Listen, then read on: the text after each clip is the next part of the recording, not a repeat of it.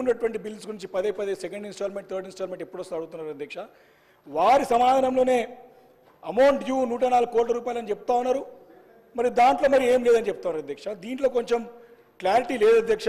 అందుకే నేను స్పష్టంగా వారిని అడగదలుచుకున్నాను, ఈ సెకండ్ అండ్ థర్డ్ ఇన్స్టాల్మెంట్ ఎప్పటి వరకు మీరు ఇస్తారో క్లారిటీగా స్పష్టంగా చెప్పాలని చెప్పేసి నేను కోరుతాను. ఎందుకంటే పేద మధ్యతరగతి ఎస్సీ ఎస్టీ బీసీ మైనారిటీ బ్రాహ్మణులతో పాటు అగ్రవర్ణాలు ఉన్నటువంటి అందరు పేద విద్యార్థులు వెళ్ళి అక్కడ ఇరుక్కుపోయి ఈ ఫీజు రాక సెకండ్ ఇన్స్టాల్మెంట్ థర్డ్ ఇన్స్టాల్మెంట్ రాక ఇబ్బంది పడుతున్నట్టు మాట వాస్తవం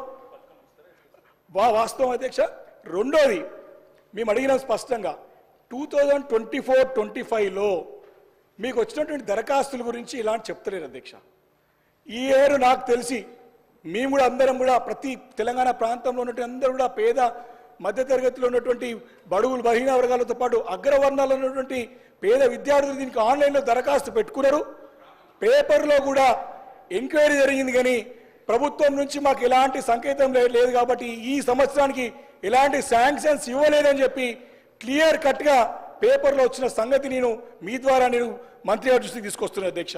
అయితే ఈ స్కీమ్ని ఉంచుతారా, కంటిన్యూ చేస్తారా లేదా అని ఎత్తేస్తారా, దీనికి స్పష్టంగా సమాధానం చెప్పాలని చెప్పేసి మంత్రి గారు కోరుతాను అధ్యక్ష.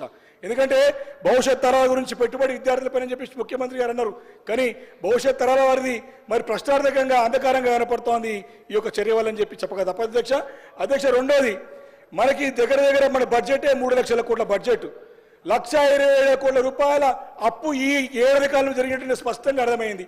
ఒక 100 కోట్లు పేద విద్యార్థుల నుంచి వెచ్చించడానికి ఎందుకు ప్రభుత్వం వెనకబోతుందని చెప్పి ప్రశ్నిస్తాను అధ్యక్ష. ఈ నిర్లక్ష్య వైఖరికి కారణం ఏందో చెప్పాల్సిగా నేను మంత్రి గారికి కోరుతాను అధ్యక్ష స్పష్టంగా. అధ్యక్ష, మీరు ఓవర్సీస్ స్కాలర్షిప్ గురించి అడుగుతున్నాను.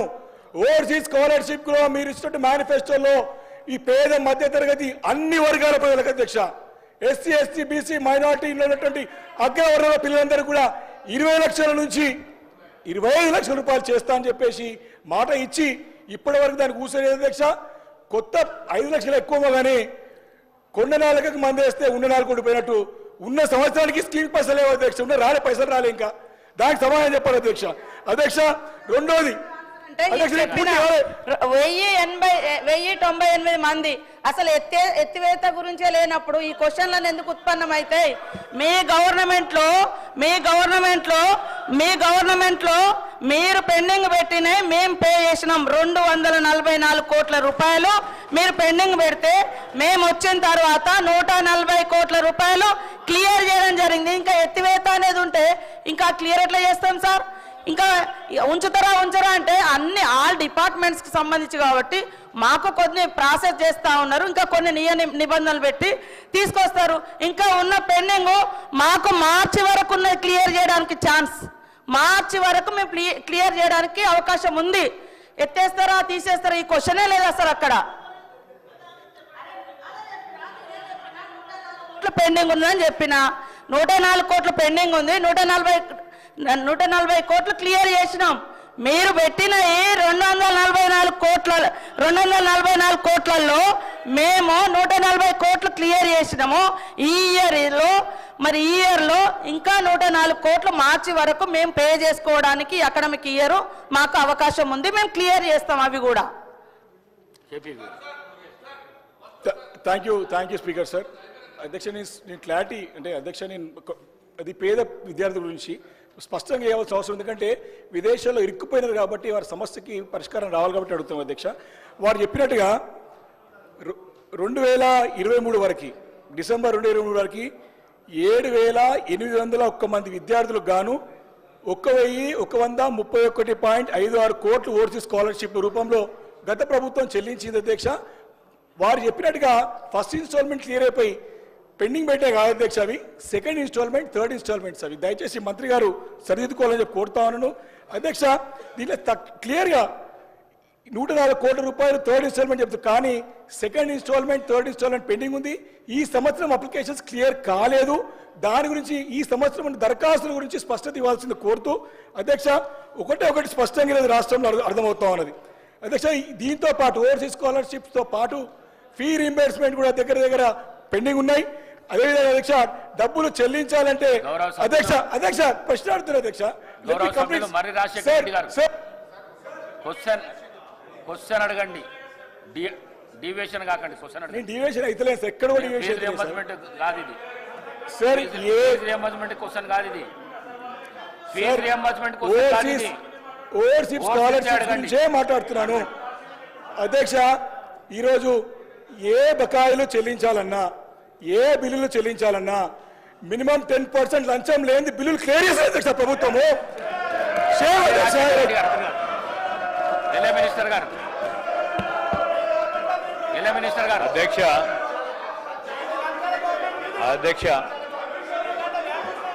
గౌరవ సభ్యులు వివేకానంద గారు సీనియర్ శాసనసభ్యులు అస్పర్షన్ చేసే ముందు, ఎవరిపైన అలిగేషన్ చేసే ముందు, ప్రభుత్వంపై నిందలు మోపే ముందు, వారు ప్రభుత్వంలో ఉన్నప్పుడు ఇప్పుడు వాళ్ళ డ్రెస్ చూసినాం అధ్యక్ష, వారు వేసుకున్న డ్రెస్సులు చూసినాం, సంతోషం. నిన్న కౌశిక్ రెడ్డి గారు, అధ్యక్ష కౌశిక్ రెడ్డి గారు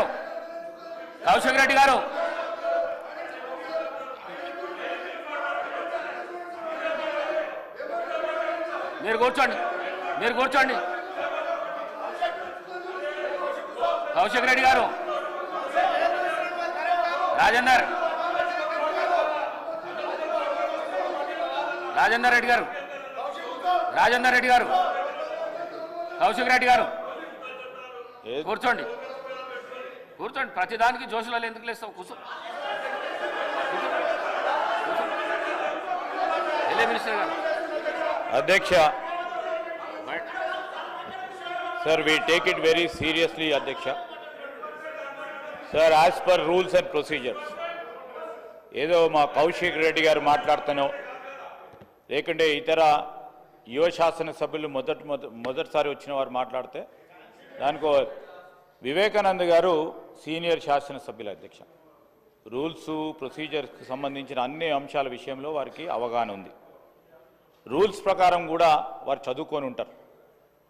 రూల్ ఆఫ్ ప్రొసీజర్స్ కింద 320 ప్రకారం no allegation of a defamatory or incriminatory nature shall be made by a member against any person or a member. Sir, intimation to the speaker has to be given. Sir, ఇష్టారాజ్యంగా అడ్డగోలుగా నోటికొచ్చినట్టు ఫ్లోర్ను ఉపయోగించుకొని ఈ విధంగా ప్రభుత్వంపై defamatory remarks చేయడం సరికాదు అధ్యక్ష. వెంటనే గౌరవ సభ్యులను కోరుతా ఉన్నాం, మీ ద్వారా వారిని కోరుతా ఉన్నాం. So he has to come forward to withdraw ఈ స్టేట్మెంట్.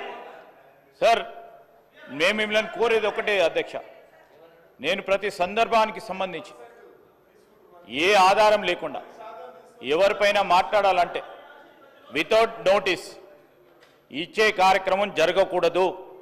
ఈ రూల్స్ మేము కాదు ఫ్రేమ్ చేసింది, ఈ రూల్స్ ఫ్రేమ్ చేసింది 2014లో తెలంగాణ రాష్ట్రం ఏర్పడ్డ తర్వాత వారే ఇక్కడ కూర్చొని ఫ్రేమ్ చేసింది అధ్యక్ష. ఏ విధంగానైతే వారు డ్రెస్ వేసుకొని వస్తూ ఉన్నారో ఇక్కడ కూర్చున్నప్పుడు ఒక వేషాలు, అక్కడ కూర్చున్నప్పుడు అక్కడ వేషాలు. ఏంది అధ్యక్ష ఇది? ఏంది సార్ అధ్యక్ష ఇది? నిన్న అయ్యప్ప స్వామి డ్రెస్సులు వేసుకొని వచ్చిండ్రు, చాలా గౌరవంగా భక్తి హృదయంతో ఉంటారు అనుకున్నాము. మళ్ళా మధ్యాహ్నం చూస్తే అదే లొల్లి, అదే గడబడు. ఈరోజు ఆటో సోదరులకు సంబంధించిన డ్రెస్ వేసుకొచ్చిండ్రు, చాలా సంతోషం. వారి సమస్యలను గుర్తించిందని అనుకుంటా ఉన్నాం. వారు ఇక్కడ కూర్చున్నప్పుడు ఏం చేసిండ్రు అధ్యక్ష? ఆటోకు సంబంధించిన వారి ఆటో రిక్షాలకు సంబంధించిన ట్యాక్సులు పెంచారు. వారికి కొత్త పర్మిషన్లు ఇవ్వలేదు, కొత్త ఆటోలు నిలుపుకోవడానికి రాలేదు. ఈరోజు ఇక్కడ కూర్చున్నప్పుడు ఒకటి, అక్కడ పోయినప్పుడు ఆటోలను కూడా మోసం చేసే ప్రయత్నం చేస్తూ ఉన్నారు అధ్యక్ష. దయచేసి నేను మీ ద్వారా కోరుతా ఉన్నాను, they have every right to wear. I'm not telling, I'm not disputing it అధ్యక్ష, they are every right to wear. But stand అనేది క్లారిటీగా ఇక్కడ ఉన్నప్పుడు కానీ అక్కడ ఉన్నప్పుడు కానీ ఒక రీతిగా ఉంటే ప్రజలు కూడా విశ్వసిస్తారు. ఇక్కడ ఉన్నప్పుడు ఒక రీతిగా ఉన్నారు, అక్కడ ఉన్నప్పుడు ఇంకో రీతిలో పోయే ప్రయత్నం చేయకుండా ఈరోజు మీరు మీకే ఆటోలకు సంబంధించిన అంశం విషయంలో మేము ఆటో డ్రైవర్లకు సంబంధించి కానీ రేపు రాబోయే కాలంలో ఆటోకు సంబంధించి అరే మీరు 10 సంవత్సరాల్లో చేయలేదు, మిమ్మల్ని అన్ని 10 నెలల్లో చేయమంటే ఎక్కడి నుంచి కుదురుతుంది? ఈరోజు మీరు ఆర్థిక వ్యవస్థను అస్తవ్యస్తం చేసి ఇక చేయండి చేయండి అంటే ఎక్కడి నుంచి చేస్తారు? మేము గాడిలో పెట్టే ప్రయత్నం చేస్తాము, ఖచ్చితంగా చేస్తాం. ఖచ్చితంగా ప్రజలకు ఇచ్చిన ప్రతి వాగ్దానం సమయం తీసుకుంటాము. సమయం తీసుకొని అందరికీ కూడా మేము ఇచ్చిన 6 గ్యారంటీలు కానీ మేనిఫెస్టోలో పెట్టిన ప్రతి అంశాన్ని ప్రజలకు అందజేస్తాం, అమలు చేస్తాం. అధ్యక్ష sir, before that he has to withdraw his remarks. అధ్యక్ష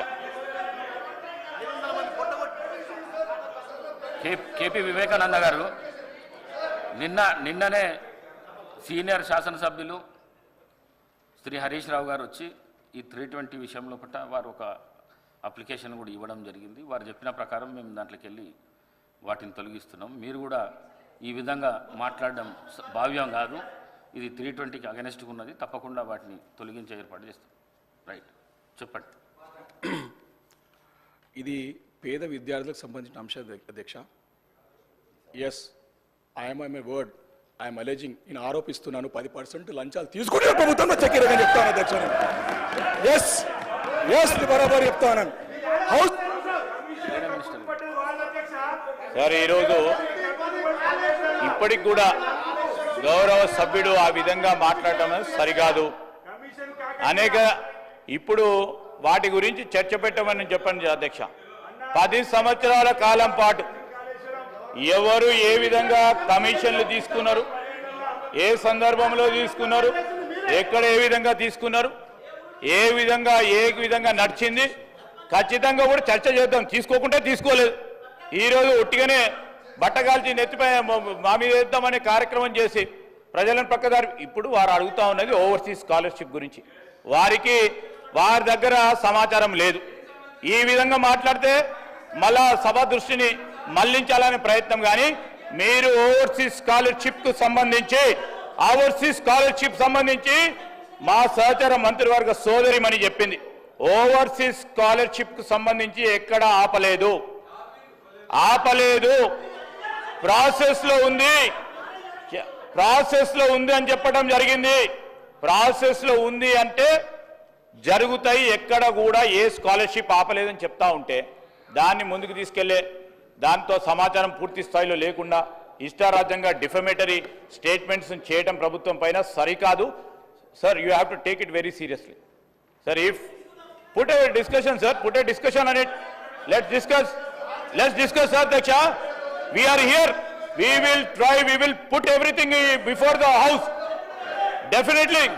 ఏదో ఇష్టరాజ్యంగా అడ్డగోలుగా మాట్లాడితే ఎట్లా అధ్యక్ష? ఇదేం సార్ అధ్యక్ష, మీరు చెప్తా ఉన్నారు ఒక పక్షాన. సభాపతి గారి చెప్పే మాటల పైన కూడా గౌరవం లేదు, ఆ చైర్ పైన గౌరవం లేదు.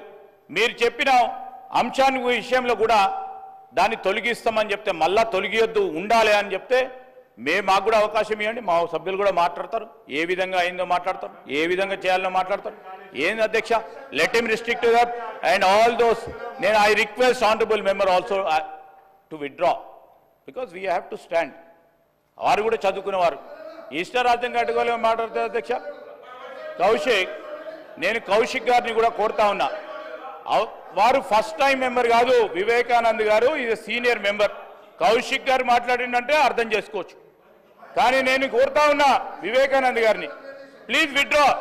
నేనే చెప్తా ఉన్నాను, he has to withdraw his remarks what is been made time and again. If you wants that please take an action. Vivekananda గారు మాట్లాడిన అనుచిత వ్యాఖ్యలను రికార్డుల నుంచి తొలగిస్తున్నాను. మర్రి రాజశేఖర రెడ్డి గారు ప్లీజ్. అయిపోయింది.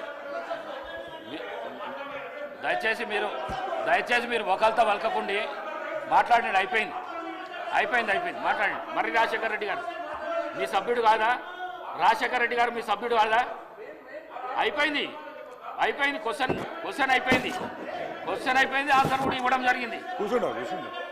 ప్లీజ్ కేటీఆర్ గారు, మీరు ఎందుకు సభ వృధా చేస్తున్నారు? కేటీఆర్ గారు దయచేసి చేయకండి. ఒక ఎల్ఏ మినిస్టరు, ఒక సీనియర్ శాసనసభ్యులు ఈ విధంగా చేసుడు మీకు భావ్యం అనిపిస్తుందా? దయచేసి కూర్చోండి ప్లీజ్. అయిపోయింది. మీరు వకాల్తా చేయవలసిన అవసరం లేదు. అయిపోయింది.